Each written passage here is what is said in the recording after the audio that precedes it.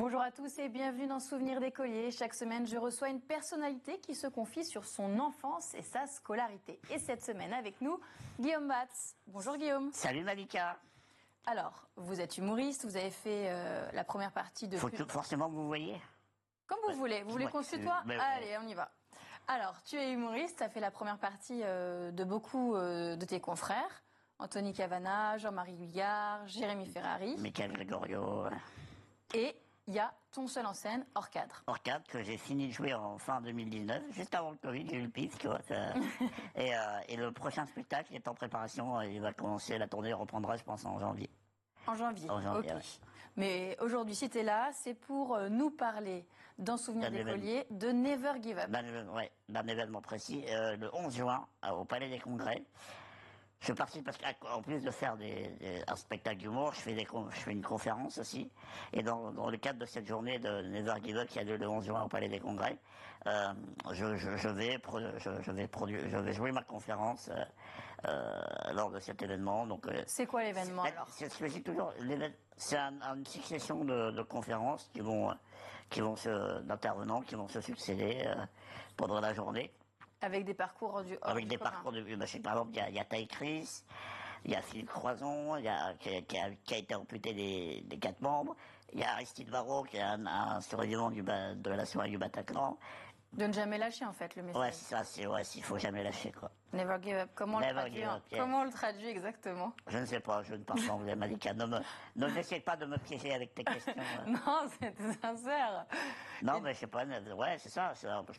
Déjà, les gars qui font ça, ils sont vachement hachés dans le développement personnel, donc je pense que c'est Never Give Up, ça doit être propre à ça, quoi. Et toi, t'es dans le développement personnel? Moi, j'essaie de me développer déjà moi, alors, oui, c'est personnel, du coup. Oui, ouais. Donc là, en fait, toi, t'es conférencier. Là-bas, tu vas faire ta. Je vais faire un truc un peu différent de ce que je fais d'habitude. Moi, c'est vrai que la conférence et le one man show, c'est un peu différent. Le one, le spectacle d'humour, tu peux raconter des choses de ta vie, mais tu les extrapoles toujours un peu, tu t'exagères pour faire marrer, tu rajoutes des détails qui n'existent pas forcément. Alors que la conférence, c'est un vrai récit personnel et intime et sincère, avec la volonté de délivrer des messages plus ou moins forts. Donc tout ça, c'est samedi 11 juin au Palais des Congrès de Paris. C'est ça. Maintenant, on arrête de se projeter dans le futur. On fait un petit flashback. Donc là, il y aura on y est. Un montage on retourne en arrière. Du coup, quel genre d'élève étais-tu? Bavard et en tout cas, je sais que j'étais par mes profs. En tout cas, je sais que les profs m'appréciaient beaucoup parce que j'étais, je pense, assez jovial malgré tout, malgré ce que j'ai pu. Naissance à Reims. Naissance à Reims en 87. Comme moi. Ouais, c'est vrai. Oui. Les meilleurs. On va se découvrir plein de points communs, Malika. J'en suis certaine. Et 87, du coup, tu... Avril 87. Enfance, adolescence en Champagne-Ardenne? Et toi? Moi, je suis juillet. 14 juillet. 14, oh là là. donc toi, t'as l'impression que tous les ans, le défilé, c'est pour ton anniversaire. Toujours aussi naïf. Genre que le président, il fait balader les chars pour toi. Pour moi, toujours. C'est incroyable. Du coup, oui, je te disais, t'as grandi en Champagne-Ardenne? J'ai grandi. Alors, moi, donc moi, je suis né, quand je suis né, j'avais un faux jumeau. Ouais. Qui, lui, n'a pas... Ça veut dire quoi, avoir un faux jumeau? C'est-à-dire qu'on n'est pas... T'as les jumeaux monozygotes et dizygotes. C'est-à-dire que tu grandis ou pas dans la même poche. D'accord. Et en gros, quand t'es monozygote, c'est un vrai jumeau, entre guillemets, tu te ressembles vachement, quoi. T'as beaucoup plus de trucs en commun. Et sinon, faux jumeau, c'est que vous n'êtes pas dans les poches, donc vous n'avez pas forcément les mêmes caractères. Et moi, lui n'a pas cette maladie des ovaires que moi j'ai, donc du coup... Toi, tu es né avec cette maladie? Ouais. Qu'est-ce que c'est cette maladie? C'est une fragilité des os, due à un problème, c'est une maladie génétique. Donc il y a différents stades en plus dans cette maladie, c'est-à-dire que différents degrés de fragilité, il y a des gens qui ont cette maladie. Et moi, j'ai eu la chance en grandissant de me solidifier, mais il y a des gens qui ont eu cette chance, qui n'ont pas eu cette chance, pardon, et qui ne peuvent même pas vivre debout, parce que le poids de leur corps debout avec la gravité, peut leur casser des os, quoi. Il y a même des gens qui vivent allongés, parce que même assis, la gravité leur fait mal.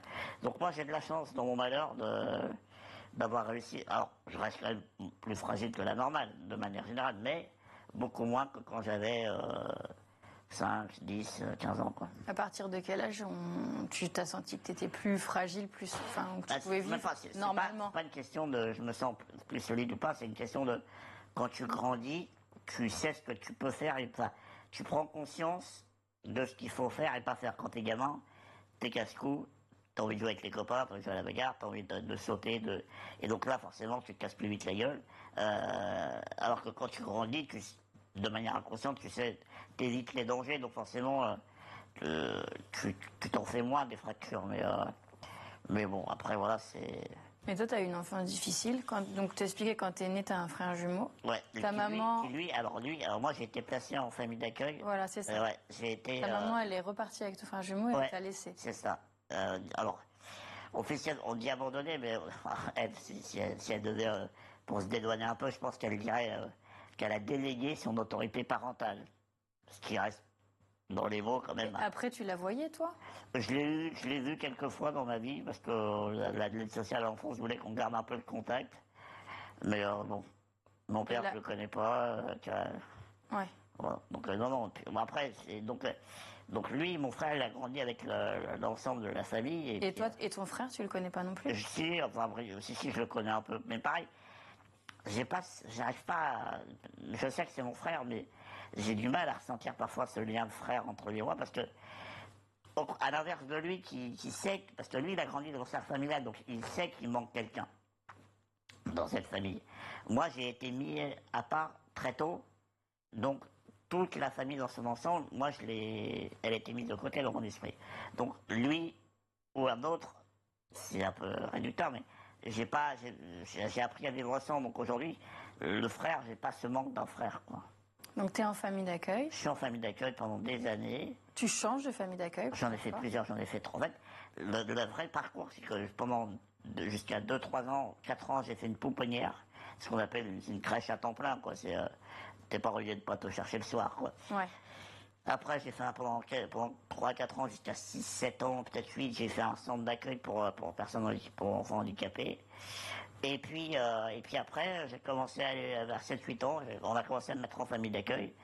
J'ai commencé à y aller après définitivement, puis j'en ai fait 1, 2, puis 3.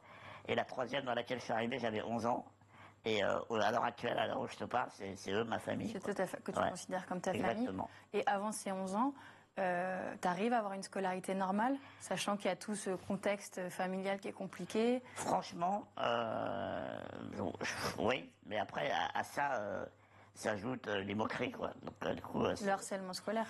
Et je me dis souvent, je me demande, heureusement que j'avais peut-être pas les réseaux, moi, à l'époque, les réseaux sociaux, c'était peut-être un peu ma chance. Parce que quand je vois les dégâts aujourd'hui, mais ouais, j'ai pris une multitude de choses dans la tronche à cette époque. Et puis la période collège, la période 10-14 ans. Mais à ce moment-là, justement, tu es dans cette nouvelle famille dans laquelle tu te sens bien. C'est ça. Mais chez eux, je me sens bien. Mais quand tu vas à l'école, c'est compliqué. Mais à l'école, c'est compliqué, parce que, enfin au collège plutôt. Parce que t'es la bête, quoi. T'es le mec. T'es le mec bizarre, et puis il y a l'effet de meute aussi à cet âge-là. On s'engraine. Exactement. Et c'est horrible, je vais te dire un truc horrible, mais les rares fois où ça ne tombait pas dessus... Ça tombait sur un autre. Et je me ralliais à tout cela, parce que l'espace d'un instant, je me disais, c'est pas moi. Et donc c'est horrible, mais je faisais à quelqu'un d'autre ce que je voulais pas, ce qu'on me faisait à moi. Et bon, c'était une façon de souffrir en quelque sorte, pas bien, mais... Voilà. Et t'étais quel genre d'élève? Franchement, j'avais des acquis, mais j'étais pas un méga bosseur, quoi. Je me reposais un peu sur mes acquis, qui étaient pas ouf, mais qui étaient quand même existants. Ouais, voilà. J'étais middle, quoi, tu vois. J'étais ni bon ni mauvais. Quand j'avais 10-12, j'étais content, tu vois. C'était un élève moyen, quoi. Ouais, c'est ça. Mais très gentil. Est-ce qu'il y a si je te demande un souvenir précis d'écolier qui t'a marqué, est-ce que tu en as un là qui revient, qui soit positif ou négatif? Moi, j'en rigole maintenant, mais je me souviens à l'époque, en Allemand, j'avais un des gars qui se moquait le plus de moi, qui était 2 tables derrière moi en condamnement.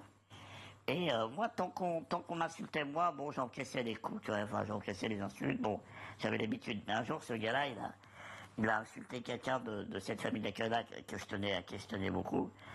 Je me suis levé. Qui était comme un frère, alors, au final, un peu pour toi. Qui ça? Bah, la personne qui a été insultée. Ah, la personne, c'était la personne qui m'a accueilli, ma grand-mère. Enfin, c'était la personne qui m'a aidé, du coup. Et que... Ah, il a insulté ta grand-mère? Ouais. D'accord. Pardon. C'est bon, j'ai pas trop. Ouais. On recommence. Et donc, ce mec-là, sur ma grand-mère, il l'avait déjà vu parce qu'elle, lors des rendez-vous à l'école, au collège. Et il savait que je tenais beaucoup à elle, tout ça. Et puis à un moment donné, dans la méchanceté qui était la sienne à l'époque, il me dit: ah, ta grand-mère, c'est une pute. What? Ouais, je l'ai pas vu venir. Bah, lui non plus, il l'a pas vu venir. C'est parce que je me suis levé, j'ai fait 2 pas en arrière vers sa table, bam, patate. Lui, il n'a pas répondu. C'est pas bien la violence, hein? C'est pas bien la violence, mais sur le coup, ça t'a soulagé. Quand même, ça fait du bien. Et le pire, c'est que... Il n'a pas répondu? Il n'a pas répondu parce qu'il était choqué, quoi. Il ne s'attendait pas à ce que je me lève et que je lui en mette une. Comme pendant des mois, des années, il m'en mettait plein la gueule, je disais rien. Mais c'est bon, voilà. Et après, du coup, on se retrouve tous les deux dans le bureau du principal, du proviseur. Et donc, il nous fait un peu la morale. Il ne le fait pas. Il le fait sortir. Il dit: bon, Guillaume, je ne devrais pas te dire ça. Mais à ta place, j'aurais tapé plus fort. En plus, c'est validé par le proviseur. Il dit: mais ça, je te l'ai jamais dit, quoi. Parce qu'en plus, donc, du coup, pas de punition, pas de non, colle, ça va, rien? il m'a dit non, il m'a dit ça va. En plus, parce que le proviseur, en plus, connaissait la personne qui s'occupait de moi. Je l'appelle ma grand-mère, mais c'était parce que c'était une dame âgée et qui s'occupait de moi, qui m'a élevé. Et donc, du coup, voilà. Et il l'appréciait beaucoup, cette dame. Donc, quand il m'a dit, comme il l'appréciait et qu'il sait de quoi elle s'était fait insulter, je me suis dit: oh, tu tapais plus fort. Est-ce que, pour revenir à des thèmes un peu plus légers, est-ce qu'il y a une matière qui était ta matière préférée? Alors, pas pour la matière, mais pour la prof. Ah là là, les garçons, c'est toujours... Non, mais même pas physiquement. Voilà, pour arrêter. En plus, c'est horrible pour elle. Salut, hein. C'est horrible pour elle. C'était vraiment pas physique. C'est horrible pour elle. Parce qu'en même, tu me pièges aussi. Là, oh non, je piège pas du tout. Tu me dis: ah, les garçons, vous aimez les profs femmes parce que souvent, certainement qu'elle est belle. Alors là, moi, pour me dédouaner de ça, je dis non. Faut pas faire le mec superficiel. C'est pas parce qu'elle est belle. Mais du coup, la prof prend sur son physique. Du coup, ça devient une crasse pour elle. Tu vois. Et donc en fait, non, parce qu'elle était. Prof de quoi déjà? Prof de philo. Donc on est en terminale? Ouais, je suis en terminale. Prof de philo, j'ai adoré cette prof. Et aussi, et un prof au collège, un prof d'histoire, M. Carlos Dos Santos. C'était des matières que tu affectionnais? Pas spécialement, moi, il n'y a aucune matière que j'affectionnais. Aucune? Pas de préférence? Pas de matière cauchemar? Pas de préférence? Non. Ni pire, j'attendais que ça passe, quoi. Et donc cette prof de philo, pourquoi elle t'a marqué? Je sais pas, je sais pas. Elle était fascinante, elle était drôle, ouais, non, je sais pas, je saurais pas l'expliquer, mais c'est une vraie rencontre. Je la vois encore de temps, parfois. Ah oui, vous avez gardé le contact? Ouais, carrément. Et c'est bizarre, je suis retourné même dans la salle une fois. Sans interruption depuis 15 ans? Bon, on se parle pas régulièrement, mais dès que je retourne dans le coin, je lui fais un coucou, ouais. C'est énorme. Ouais. Aujourd'hui, tu es humoriste, mais est-ce que plus jeune, il y a un autre métier que tu aurais rêvé de faire? Très franchement, non. Enfin, en fait, l'envie de devenir humoriste, elle est venue vers 16-17 ans. Donc à partir de là, comme je me voyais plus faire autre chose, je n'ai pas pensé à d'autres métiers. Et c'est venu quand j'ai commencé, cette vocation-là, elle est arrivée quand j'ai commencé, je te parlais de moquerie, de tout ça, quand j'ai commencé à comprendre, parce que je faisais du théâtre depuis que j'avais 12 ans, moi, et quand j'ai commencé, après 2-3 ans de théâtre, à commencer à comprendre que je pouvais maîtriser les rires, et non plus trop les subir, je me suis dit: putain, mais ça, elle me dit, tu peux en faire un métier. En plus, humoriste, c'est un métier, tu peux en faire un métier, quoi. Donc, et vraiment, j'avais cet objectif-là en tête. Je ne savais pas comment j'allais y arriver, mais ni quand, voilà. Et tu as fait du théâtre dès le collège? Je suis arrivé dans cette famille, j'avais 11 ans, et j'ai commencé le théâtre là, à 12 ans, l'année d'après. Par élimination au début, hein, parce que le rugby, le foot, le basket, le hand, la lutte, tout ça, la danse, c'était pas pour moi. La volonté était là, mais, tu vois, de faire des pas chassés. Ça manquait de grâce, on va pas se mentir. Et non, le théâtre s'est imposé à moi assez naturellement. Et 2 heures par semaine, pendant plusieurs années, j'avais mon truc de théâtre avec le spectacle à la fin d'année. Et c'était génial parce que pendant ces 2 heures-là chaque semaine, et puis à la fin du spectacle, au spectacle de fin d'année, je pouvais montrer autre chose que ce que les gens voyaient et montrer que je n'étais pas que le mec bizarre. Et ça, c'était top. T'as un bac L? J'ai un bac. Alors, me demande pas comment je l'ai eu. Même moi, aujourd'hui, je ne sais pas. C'est-à-dire, non, j'ai eu un gros coup de bol. La chance. Je te raconte un méga coup de bol de chatte de fou. T'as fait L aussi, toi? Non, ES. ES. Mais tu sais comment ça se passait. T'es à l'oral. Quand tu vas au rattrapage, t'as l'oral. Ouais. Et voilà. Et bon, moi, j'ai 9, je sais plus combien, enfin, je suis pas loin de 10, mais bon, je sais pas. Il faut aller à l'oral. Voilà, il faut aller à l'oral. Et en oral, je passe littérature, donc qui est le français pour les bacs littéraires en terminale, littérature et anglais. Donc, ouais. Et donc, en année de littérature en terminale, quand tu es en bac littéraire, tu lis 4 livres dans l'année. Et si tu vas à l'oral, ils te mettent 4 papiers et une question sur chaque bouquin. Tu dois préparer, tu as 20 minutes pour préparer ton oral et après tu vas. J'arrive le jour de l'oral, je chope le seul papier sur les 4 du seul bouquin que j'ai lu. C'est-à-dire les 4, c'est déjà pas beaucoup quand même. J'ai lu un bouquin sur les 4 dans l'année. Oui, ça tombe je dessus. Chope le papier. Un des 3 autres, j'étais mort. Et j'avais pas mon bac. Et j'ai eu, donc au bac, 10,02. Et on sait ce que ça veut dire quand tu as 10,02. Ça veut dire que tu n'as même pas eu 10, mais qu'ils ont rajouté un petit peu pour un dixième de point, parce qu'ils ont dû se dire, bon, il est gentil quand même. Tu vois, donc, bah non, si tu as eu le... Ah non, je pense que je l'ai eu au poil de cul, quoi. Au poil de cul, ok, d'accord, on retiendra cette expression. Donc là, tu as le bac, et là, tu viens à Paris. Tu montes à la capitale. Je reste un an à pas trop savoir quoi faire. Enfin, pas comment un peu à végéter. Et là, en 2008, un an après mon bac, que j'aurais dû avoir en 2005, que tu as eu, toi, certainement en 2005. Ouais. Et oui, moi, j'ai redoublé 2 fois. Ah oui, quelle classe? Alors, j'ai redoublé ma seconde pour un redoublement classique. D'accord. Normal, parce que j'avais pas de... Et ma première, parce que je suis pas pour des raisons de santé. C'est l'année où je me suis fait opérer du dos et je suis rentré le 13 septembre et je suis rentré le 25 avril. Ah oui. Donc, sur une année de première où tu as 1000 textes à apprendre, c'est chaud. Et du coup, donc voilà, et j'ai eu mon bac en 2007 et je suis monté à Paris en 2008. Et j'en ai profité parce que mon meilleur pote poursuivait ses études à Paris. Et donc, c'était beaucoup mieux de venir à Paris à 2 que tout seul. C'est moins. Et là, tu t'inscris à la fac?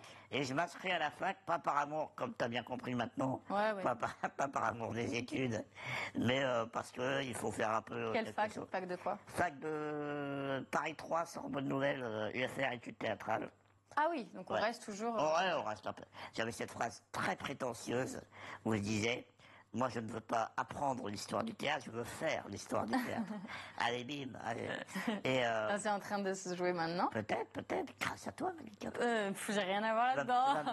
Merci, mais... Tu vas me donner une expansion médiatique incroyable. Oui, bien sûr. Je crois que c'est déjà fait.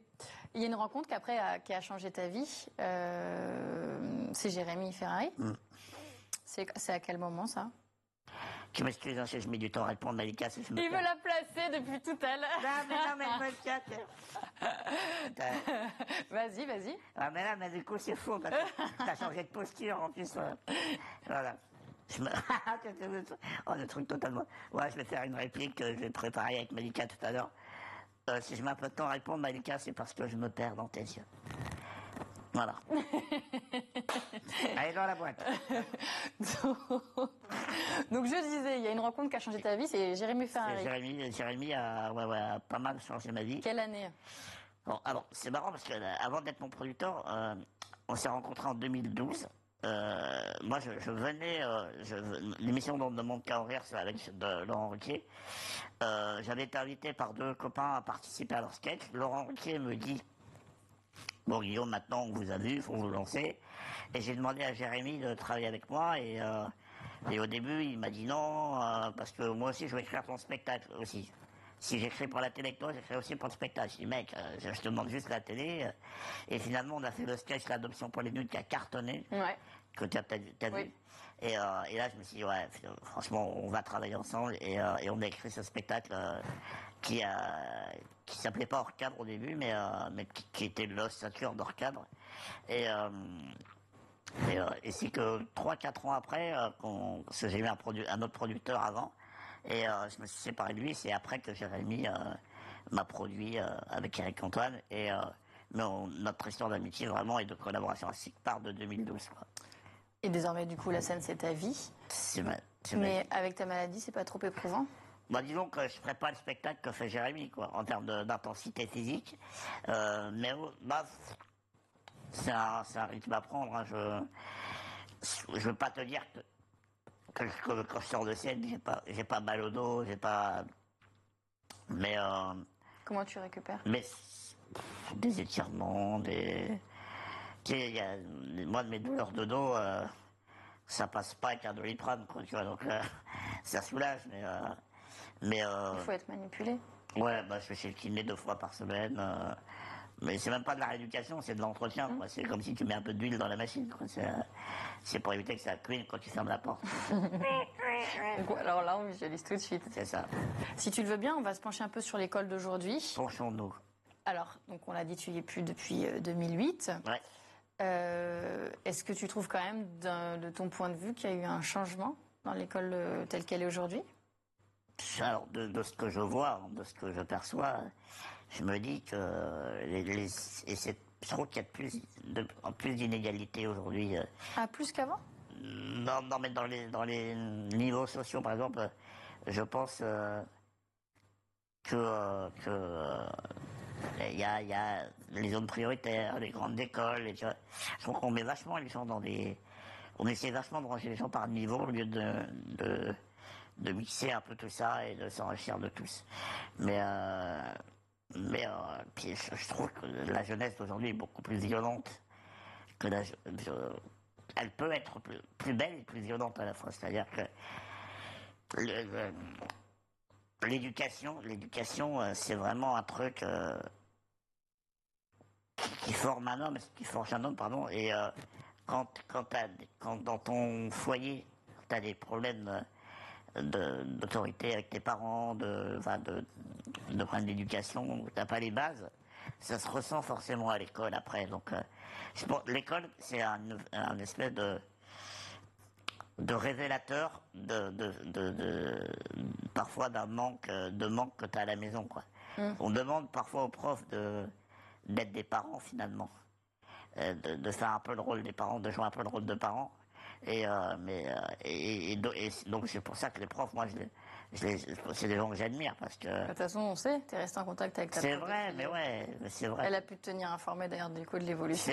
C'est vrai, mais franchement, moi je trouve que le prof c'est un bon métier. Et l'école, on gueule un peu souvent quand même en France, on sent plein de choses, mais je trouve que malgré tout, on a quand même un bon système scolaire, on a un bon système de santé. Alors tout n'est pas parfait, mais enfin moi je suis fier d'avoir été à l'école de la République. C'est français, madame. Et l'école de demain, comment tu la vois? Franchement, je sais pas. Beaucoup plus numérique, je pense. Ouais. Moi, je pense que c'est pas une mauvaise chose. Faut juste l'arrivée du numérique, c'est bien, mais il faut juste pas perdre quand même l'humain, quoi, dans tout ça. Faut garder, il faut faire un mélange des deux, quoi. Mais ouais, donc plus numérique, plus moderne, plus, je sais pas. Un jour, ça trouve, on aura des puces dans la tête. Mais non. Et on nous rentrera toutes les connaissances et on sera hyper calés. Bien sûr. Et sinon, peut-être plus de théâtre, plus de. Ouais, aussi, mais le théâtre, enfin, moi, je pense que le théâtre à l'école, c'est génial parce que quand je te parlais de mixité sociale, ça, le théâtre, c'est génial parce que ça permet de faire jouer des enfants ensemble, de niveaux sociaux différents, de cultures différentes, et aider les plus introvertis ou les pour plus. La confiance en soi. Exactement. Ça donne une confiance en soi incroyable. Bah, c'est parfait pour nous, parce que c'est déjà la fin de l'émission. Oh non, c'est déjà fini. J'aurais voulu que ça dure toute la vie, Malika, avec toi. Oh, toute la vie, c'est un peu long quand même. Ouais, on s'ennuierait à la force. Hein. C'est vrai. Allez, c'est déjà la fin de cette émission. Merci beaucoup, Guillaume, d'avoir partagé avec nous tous ces souvenirs. Et quant à moi, je vous retrouve la semaine prochaine pour un nouveau numéro de Souvenirs d'écoliers sur School TV. À bientôt.